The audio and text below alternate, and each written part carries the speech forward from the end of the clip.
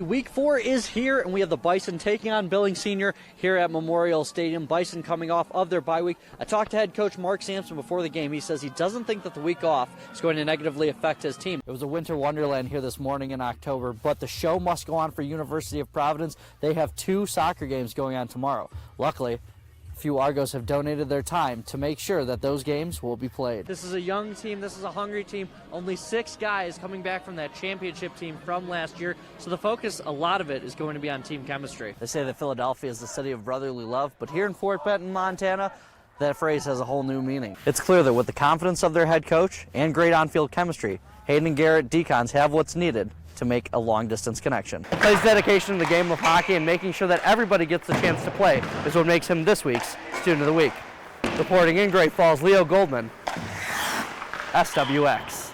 Welcome into Week 4 of the Friday Night Frenzy. Haley, we have got a busy evening tonight. A lot of huge games happening around the Treasure State. In case you weren't able to head out to the Great Falls Iceplex this weekend, it was Sweep Central for the Americans. Weather outside may be starting to cool down, but the Grizz, they're just getting warmed up. And this is the time for teams to start making a push for the playoffs, separate the pretenders from the contenders. And 2 teams we expect to see in the postseason are Capital and Butte. Well, to quote the Six God Drake, started from the bottom, now we're here. Started from the bottom, now the whole team here. Now, I can't confirm or deny that Aubrey Graham was talking about the Great Falls Voyagers 2019 season, but it does fit. Finds Teague fought up the middle for a big pickup, but the drive stalls out just like my car. Heisman hopeful Justin Herbert shakes off the potential sack and whips a great throw to the best name in sports, Johnny Johnson III, for the Ducks touchdown. Number 2, Glacier taking on Capital, Parker Johnson. He's got no business making this catch, but this is Goldman's golden moments. We don't show incompletions. So we are in week 7 of the football season. I can't believe I'm saying that. It feels like we just started. Exactly. We've actually gone through 2 falls, 2 winters. I know the other day you guys had a practice in the snow. We did. Tell me about how fun that was. I know that has to be one of the more rewarding parts of your job. I sure hope you have all-wheel drive because you are going to need it. Get off, Ryan, get off. There you go. Good. There we go. On the football field, Gabe Longan has been hitting the right notes for years. But off the field, Gabe has been focused on hitting a different kind of note. At first, I really didn't want to do it. All my friends were in it. You know, freshman year, everyone takes it, but then my sisters have always been in it, and it's just been really fun, and it's also given me something else to do other than just sports and academics. A running back for Great Falls High, Longan has been an excellent contributor for Mark Sampson's team, both on the field and off of it. Well, you know, he's not really a rah-rah kid, but you can see, you know, I mean, he has the emotion, don't get me wrong. He has emotion in this game and stuff.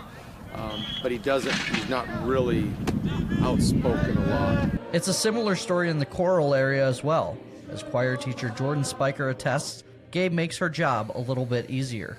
It's super important to have leadership in each section, and he's especially skilled at being a good example by not necessarily being assigned leadership roles, but he's always respectful, he has great attendance, he's attentive. Whether it's on the field, in the choir room, or just in the classroom, it's clear that Gabe Longan is hitting all the right notes. In Great Falls, Leo Goldman, SWX. They say that Philadelphia is the city of brotherly love, but here in Fort Benton, Montana, that phrase has a whole new meaning. Since I can remember, we've always been playing sports together, like whether it was basketball down in the basement or middle school basketball or middle school football, it's always been a thing. Meet Garrett Decons, a senior quarterback and linebacker who's lighting it up on the football field for Fort Benton. And if that last name rings a bell, it should. His brother Hayden not only attends Fort Benton as well, he's also a member of the football team and its lethal offense. It has its moments, but usually we're pretty good. I don't know about screamed at him. I maybe have raised my voice a little bit, but not screamed. Now, it would be one thing if Hayden was playing offense and Garrett was playing defense, since they'd never be on the field at the same time. But thankfully for this story, Garrett is the starting quarterback and Hayden is a starting wide receiver, so a great connection is mandatory for the offense's success. I think we're pretty good together. I don't know. He plays safety. I know he's got my back on defense, and I know if I throw up the ball to him, he's going to catch it. He knows where I'm going to be all the times. Like, I know if he's going to make the tackle, knowing like where he's going to do, what he's going to do every time. Fort Benton head coach Jory Thompson loves having the 2 guys out there at the same time and says that it's special to watch these guys play together. I think I coached Hayden when he was in 5th grade, and then Garrett in junior high. So I've seen it for years, and they obviously have a good chemistry, and it's a lot of fun to coach them. It's clear that with the confidence of their head coach and great on-field chemistry, Hayden and Garrett Decons have what's needed to make a long-distance connection. Reporting in Fort Benton, Leo Goldman, SWX.